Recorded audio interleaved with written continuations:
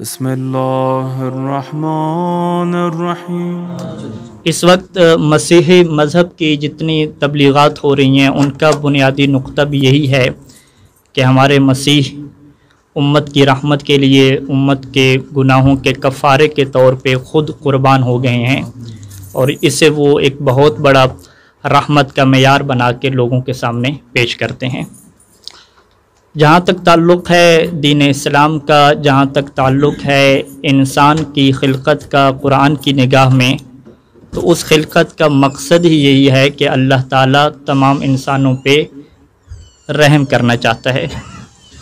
इस वक्त मेरे सामने सूरह हूद की आयत नंबर 118 और 119 है कि जिसमें अल्लाह ताला के ये इरशाद हो रहा है कि वलौ शाअ रब्बुका लजअलन्नास उम्मतन वाहिदा वला यज़ालून मुख्तलिफीन।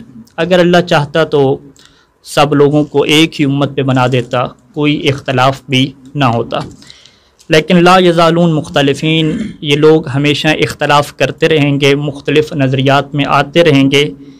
इल्ला मन रहम रब्बुका, इख्तलाफ फ़कत वो नहीं करेगा कि जिसके ऊपर तुम्हारा रब अपनी रहमत नाजिल करेगा। इल्ला मन रहम रब्बुका, महल शायद यहाँ से है कि वलिज़ालिका खलक़हुम, और इसी मकसद की खातिर कि अल्लाह उन पर रहमत नाजिल करे, अल्लाह ने इन लोगों को खल्क़ फरमाया है। वलिज़ालिका के इशारा इसी करीब की तरफ जा रहा है। तो हमारे सामने इंसानों की खिलकत का एक ही मकसद सामने आ गया कि अल्लाह ये चाहता है कि इंसानों पे अपनी रहमत को नाजिल करे, और इसी मकसद की तकमील की खातिर अल्लाह ने इंसानों की तरफ अपना एक नुमाइंदा बना के भेजा और ऐलान कर दिया कि वमा अरसलनाका इल्ला रहमतन लिल आलमीन। और ये बिल्कुल कलमा तौहीद की तरह है कि जिस तरीके से पहले नफ़ी होती है और फिर बाद में इस बात होता है कि जिससे हसर समझ आती है कि बस फ़कत यही मकसद है, इसके अलावा कोई और मकसद नहीं है। वमा अरसलनाका, ए हबीब हमने आपको नहीं भेजा, नफ़ी हो गई, भेजा ही नहीं है। जब इल्ला लगा दिया कि इल्ला रहमत लिल आलमीन, अगर भेजा है तो आलमीन की रहमत के लिए भेजा है। तो बस इंसानों की खिलकत का मकसद इलाही भी ये है कि इंसानों पर रहमत नाजिल करे, और अपने रसूल को भेजने का मकसद भी यही है कि रसूल आलमीन के लिए रहमत बन जाए। अब यहाँ पे दो तरह की बहसें तफासिर में उलमाए कराम और मुफस्सिरीन मतरह फरमाते हैं। एक बहस कि रहमत किसे कहते हैं, रहमत के क्या मानी हैं, रहमत की क्या अक़साम हैं, और दूसरी बहस कि आलमीन से क्या मुराद है।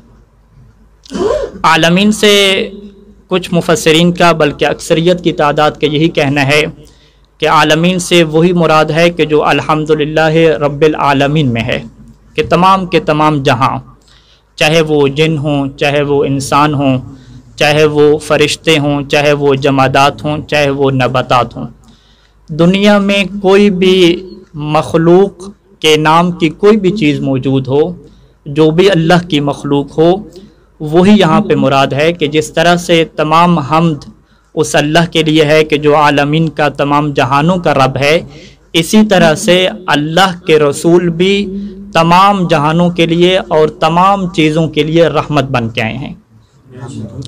जब ये माना आता है तो फिर यहाँ पे सवाल उठता है कि फिर हमें ये वाज़ेह कीजिए और बतलाइए कि अगर रसूल रहमत हैं तो पहाड़ों के लिए कैसे रहमत हैं, आसमानों के लिए कैसे रहमत हैं, अगर रहमत हैं तो फरिश्तों के लिए कैसे रहमत हैं, इंसानों में आ जाएं तो कुफ़ार के लिए कैसे रहमत हैं। ये सवाल सारे के सारे यहीं से जन्म ले लेते हैं। इन सवालों को समझने के लिए रहमत की दो किस्में बयान की जाती हैं, मुख्तलिफ़ अनामीन के ज़रिए से, मुख्तलिफ़ नामों के ज़रिए से। एक को रहमत तकवीनी कह सकते हैं और एक को रहमत तशरीई कह सकते हैं। रहमत तकवीनी यानी ख़ुद अल्लाह के रसूल का वजूद, ख़ुद उनका वजूद ही रहमत है। चाहे कोई उनके पास जाके उनसे रहमत हासिल करे या हासिल ना करे, उनका वजूद तमाम कायनात के लिए, तमाम जहानों के लिए रहमत बन गया है। اور اس کے لیے جو چیز پیش کی جاتی ہے اس میں سے سب سے پہلے وہ روایات پیش کی جاتی ہیں کہ جس کے اندر یہ بیان ہوا کہ سب سے پہلے اللہ نے نور محمدی کو خلق فرمایا اور اس کے بعد جتنی بھی مخلوقات ہیں سب کو اسی نور سے خلق فرمایا. ایک یہ روایات شاہد کے طور پہ لے کر آتے ہیں. اور اس کے علاوہ مقصد خلقت کے افلاک کو پیدا کرنے کا مقصد، یہ سب چیزوں کا مقصد اس وقت تک ان چیزوں کو پیدا نہ کیا جاتا جب تک اللہ کے رسول کو پیدا نہ کیا جاتا. الکافی میں بھی ایک روایت ہے کہ جسے جو ہے وہ مرحوم کلینی نے اپنی سند کے ساتھ ذکر کیا ہے، اور یہ وہ مشہور زیارت ہے کہ جسے امام صادق علیہ السلام نے یونس کو تعلیم دیا تھا. ایک مرتبہ درود پڑھ لیں سارے مل کے.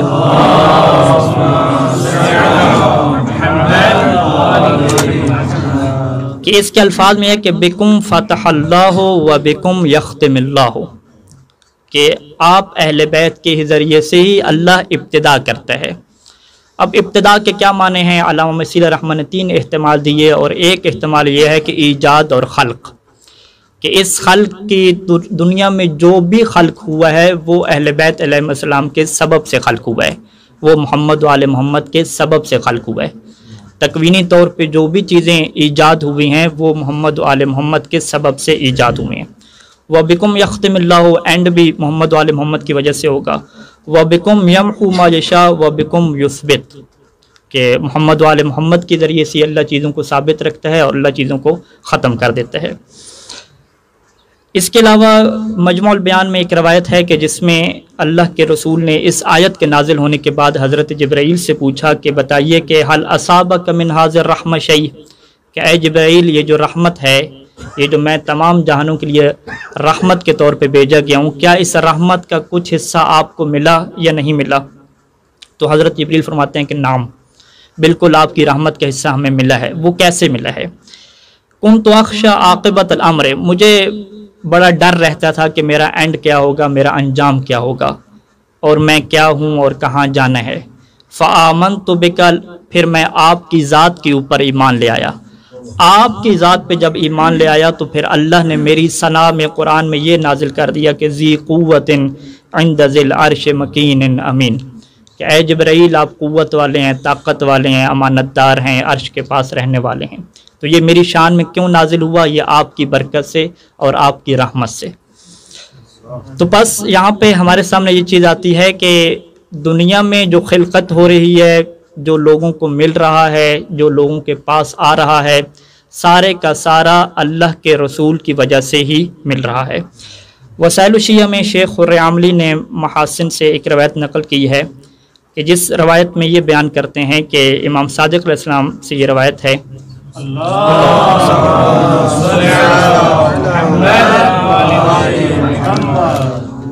کہ ان ابا حنیفہ اکل معہو، کہ ابو حنیفہ نے جو ہے وہ صادق آل محمد کے ساتھ کھانا تناول فرمایا، دونوں کھانا کھا رہے تھے.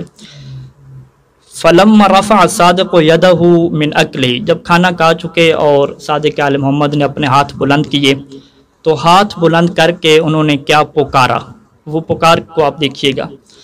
صادق علیہ محمد فرماتے ہیں کہ الحمدللہ رب العالمین اللہم ھذا منک و من رسولک، کہ تمام حمد ہے اس رب کے لیے جو عالمین کے لیے ہے. اللہم، اے اللہ، ھذا، یہ جو کھانا ہے، منک و من رسولک، یہ تیری طرف سے ہمیں نصیب ہوا ہے اور تیرے رسول کی طرف سے ہمیں ملا ہے. اب جب یہ بات ابو حنیفہ نے فوراً دیکھی تو فوراً ہی صادق آل محمد پہ شرک کا فتویٰ لگا دیا اور کہتا ہے کہ یا ابا عبداللہ اجعلت مع اللہ شریکن، کہ آپ اللہ کے ساتھ شریک ٹھہرا رہے ہیں اور کہہ رہے ہیں کہ اللہ کی حمد ہو کہ یہ کھانا جو ہے وہ اے اللہ تیری طرف سے ہے اور تیرے رسول کی طرف سے ہے. آپ خود غور فرمائیں کہ رسول کو گزرے ہوئے کتنا عرصہ ہو چکا ہے.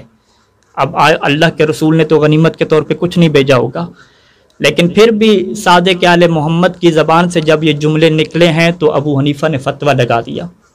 یہاں پہ ایک نقطہ قابل غور ہے کہ اس دور میں بھی جو معصوم پہ فتویٰ شرک لگانے والا تھا اسے ابو حنیفہ کہتے ہیں، اور آج کے دور میں بھی کچھ لوگ ایسے ہیں کہ جو فقہا اور علماء پہ فوراً ہی شرک کے فتوے لگا دیتے ہیں.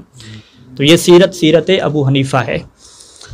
امام علیہ السلام اس کے جواب میں فرماتے ہیں کہ وَيْلَكَ، کہ تمہیں کیا ہو گیا، تمہاری بربادی ہو. اور پھر امام نے 2 آیات اس کے سامنے تلاوت فرمائی قرآن مجید.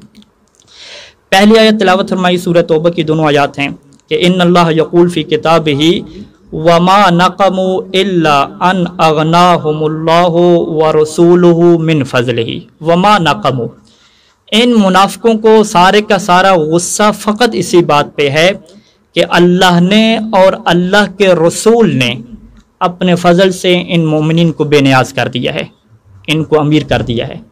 مسئلہ یہاں پہ غنیمت کا نہیں ہے. اگر مسئلہ غنیمت کا ہوتا تو صادق آل محمد یہ آیت پڑھ کے استدلال نہ کرتے. اس کا مطلب ہے کہ مومنین کے پاس جو بے نیازی ہے، مومنین کے پاس جو کچھ مل رہا ہے وہ اللہ کی طرف سے ہے اور اللہ کے رسول کی طرف سے ہے.